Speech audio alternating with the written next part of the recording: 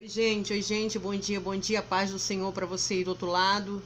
E hoje eu tenho uma palavra para você, que é o Salmo 23, versículo 1, que diz assim: O Senhor é o meu pastor e nada me faltará. O Senhor é o meu pastor e nada nos faltará. É uma palavra de força, uma palavra de fé e uma palavra de ânimo. Então hoje o Senhor promete que nada vai nos faltar. As dificuldades vêm, a tristeza vem, a palavra contrária vem, as acusações vêm, mas nada vai nos faltar. Principalmente o amor de Deus, a felicidade do Espírito Santo, a alegria do Senhor, que é sempre a nossa força. Então você que está aí do outro lado, está com problema na sua família, nada vai te faltar. Está com problema no seu lar, na sua casa, está doente, está com problemas. Acredita que Deus vai resolver os seus problemas. Na hora certa, no momento certo. Porque a nossa hora não é a hora de Deus. Às vezes a gente quer com aquela ansiedade que nossos problemas sejam resolvidos naquele momento, naquela hora. E a gente, pela ansiedade do nosso coração, que nós somos seres humanos, a gente quer resolver naquele momento e muitas vezes a gente não espera para esperar Deus agir. A gente quer agir com as nossas próprias mãos. E quando a gente passa a querer agir com as nossas próprias mãos, a gente segue pelo caminho errado. Porque o nosso tempo não é o tempo de Deus. Então a gente quer resolver rápido com a nossa ansiedade e a gente acaba fazendo besteira. Mas quando a gente começa a entregar tudo nas mãos do Senhor, o Senhor faz tudo na hora certa, no momento certo, o Senhor vai agir no meu problema, na minha causa. E o Senhor age na sua causa e nos seus problemas. Quando a Bíblia fala de Daniel na cova dos leões, que ele foi lançado ali na cova dos leões, os seus acusadores acusaram a Daniel. Mas eles não acharam acusações nele, na vida dele. Eles acharam acusações porque Daniel orava ao Senhor Jesus. Na vida espiritual que eles acharam acusações. Então, muitas vezes nós temos amigos, parentes, pessoas que nos acusam por muitas vezes coisas que nem fizemos. E a gente quer debater com a nossa própria boca. Não, eu não fiz, eu não fiz, eu não fiz. E a gente quer brigar, dizer que não fez. Mas quando a gente passa a entregar nas mãos do Senhor, como Daniel fez, o Senhor resolve por nós. Quer uma coisa linda? É quando você passa a entregar os seus acusadores na mão do Senhor. Aquele que te acusam de uma coisa que você não fez. Aqueles que colocam palavras para te ofender, para te magoar.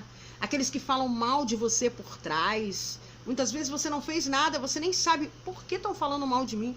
Por que estão me acusando? Por que estão dizendo que eu não vou conseguir? Por que quando eu conto alguma coisa para alguém, eu estou prestes a receber essa bênção, não dá certo? Por que alguém sempre olha para você e diz, não, você não vai conseguir, todos podem conseguir, mas você não. Não aceita isso na sua vida. Não aceita a palavra contrária na sua vida. Você vai conseguir sim, em nome de Jesus. O que é nosso é nosso. O que é seu é seu. O que Deus te deu é seu e ninguém toma. Ninguém.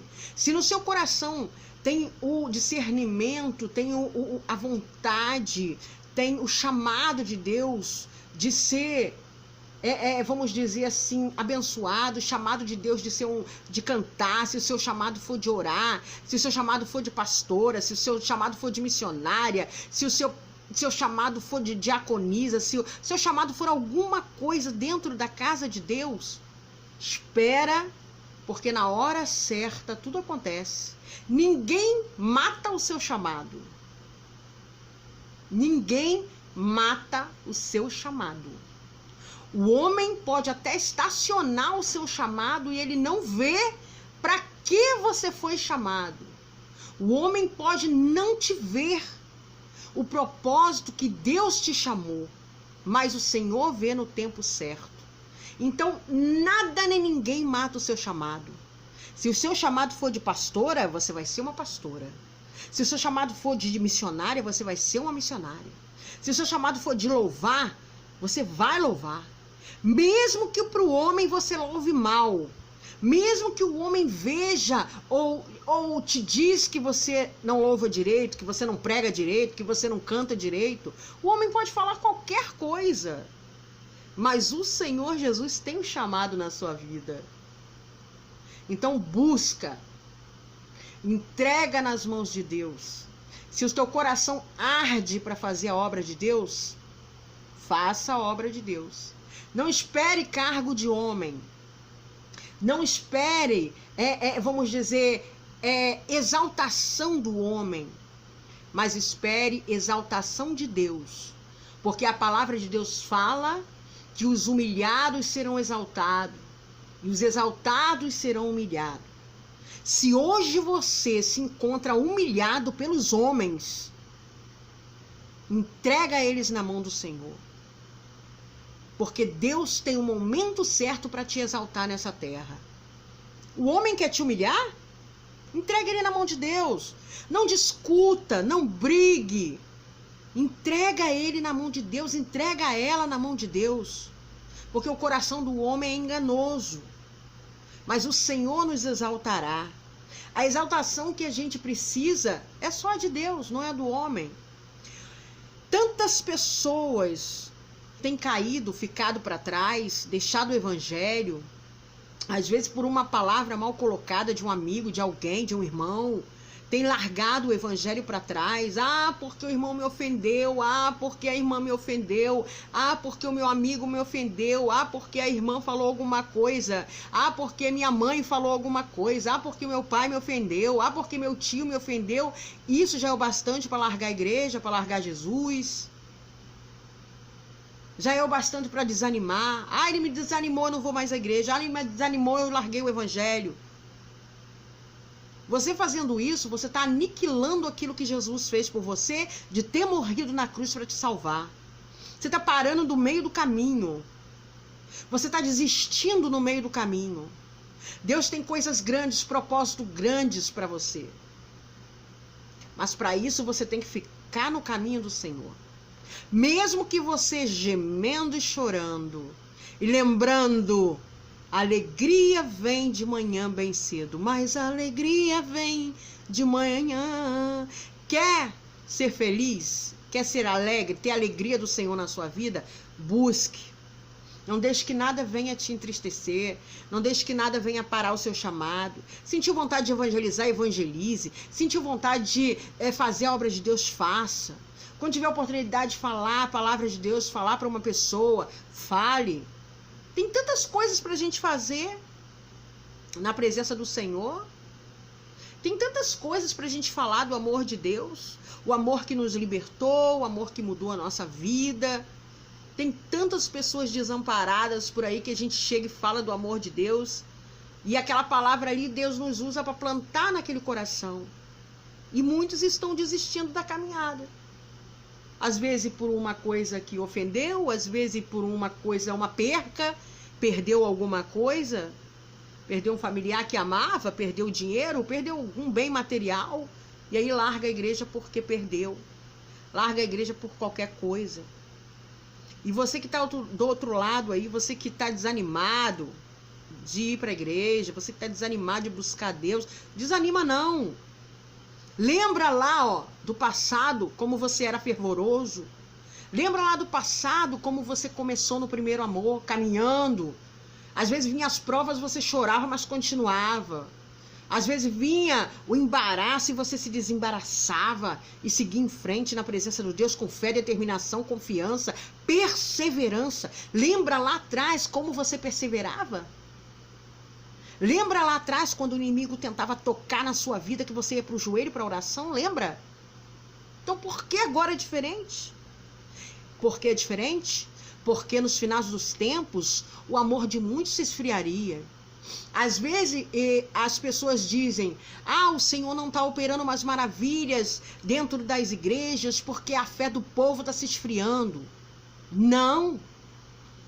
A fé do povo não está se esfriando, não. Sabe por que Deus não está operando maravilhas mais? Porque Ele é o mesmo hoje e eternamente. Então, mesmas coisas que Ele fazia no passado, Ele faz hoje no presente. Mas sabe por que você não vê mais o Senhor operar? É muito difícil. Você vê? Porque o pecado tem entrado na humanidade. O pecado faz separação entre o homem e Deus. Aí como que o servo de Deus quer? Que o paralítico levante da cadeira de roda.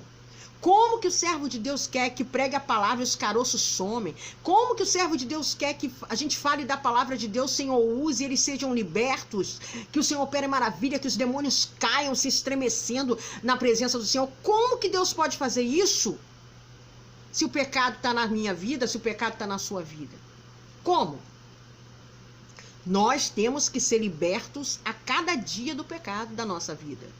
Das coisas ruins, das mágoas, daquilo que a gente guarda no coração, daquilo que a gente faz. Ah, Adriana, mas nós temos que procurar ser servos do Senhor Jesus no nosso coração, porque a gente tem que buscar a palavra de Deus no nosso coração, a gente tem que se encher do Espírito Santo para a gente ser diferente do mundo, porque muitas pessoas estão com as roupas compridas, mas por dentro eles estão vazios. Muitos pensam assim, não é? Mas não é bem assim. A diferença do crente tem que estar por dentro, ele tem que buscar para ele ser cheio do Espírito Santo de Deus, para Deus usar ele, para ele ter intimidade com Cristo Jesus, e ele também tem que ser diferente por fora também. Também. Para ele não escandalizar lá fora. Não estou falando para você de saião, de blusão, não. Eu estou falando para você de pessoas adornadas. Estou falando para você de mulheres que não escandalizam a palavra de Deus nas suas vestimentas, que têm vestimentas de caráter, que têm Deus no coração, que buscam a Deus de todo o coração, que têm a vida espiritual estruturada nas bênçãos do Senhor, de buscar, de determinar, de buscar em jejum, em oração, de buscar no monte, de entender o Espírito Santo de Deus na vida da gente. Eu estou falando disso também, de intimidade com Deus por dentro, mas eu estou falando de vestimenta também, de uma serva de Deus adornada. Porque não adianta, as duas coisas andam junto. A interior e a exterior. Eu não posso dizer para você, você tem que ser cheio do Espírito Santo de Deus, você tem que buscar o Espírito Santo de Deus, você tem que ser mulher de oração, você tem que orar, você tem que jejuar, você tem que ir ao monte, você tem que ter intimidade com o Espírito Santo de Deus, mas você pode ficar como você tá, pode vestir como você tá, pode escandalizar como você tá. Eu não posso falar isso para você. Porque senão qual seria a diferença do mundo? Só interior? Jesus não é açougueiro para querer só o seu coração. Jesus quer o seu coração e quer a sua mudança de vida. O diferente do mundo é aquele que passa lá fora. É aquele crente que vai lá longe e as pessoas detectam ele espiritualmente e também na aparência e diz, aquela lá vai uma mulher de Deus. Lá vai uma mulher de caráter. Sim, sim, a roupa faz o caráter também. Muitos dizem que não, mas faz. A roupa também faz o caráter. Que coisa linda uma mulher adornada, bem vestida. Mas hoje em dia a gente não vê isso. A gente não vê isso. É muito difícil a gente ver. Então vamos orar para que não venhamos aceitar o que o inimigo coloca na nossa frente. Para que venhamos ser servas verdadeiras do Senhor sem envergonhar o Evangelho. Porque aí sim, quando nós subirmos em cima do púlpito, quando a gente orar, o inimigo vai cair por terra, os caroços vão sumir, Deus vai operar maravilha, o milagre vai acontecer como era antigamente. Ah, Adriana, mas você está no tempo do passado. Não, eu não estou no tempo do passado. Aquele tempo do passado onde eu era, a doutrina das igrejas eram apertadas. Mas a gente via, porque o pastor, ele forçava a gente a usar roupas compridas, roupas de manga. Ele poderia até ser a doutrina da igreja para a gente obedecer. Sim, sim, poderia até ser. Mas naquela época o Senhor operava maravilhas. Naquela época, o Espírito Santo batizava dentro da igreja na hora da oração. Naquela época apertada, que todos dizem que era apertada, a gente viu o mover de Deus. E hoje? E hoje, com o evangelho banalizado, a gente vê o batismo com o Espírito Santo dentro das igrejas? É difícil. A gente vê demônio cair dentro das igrejas?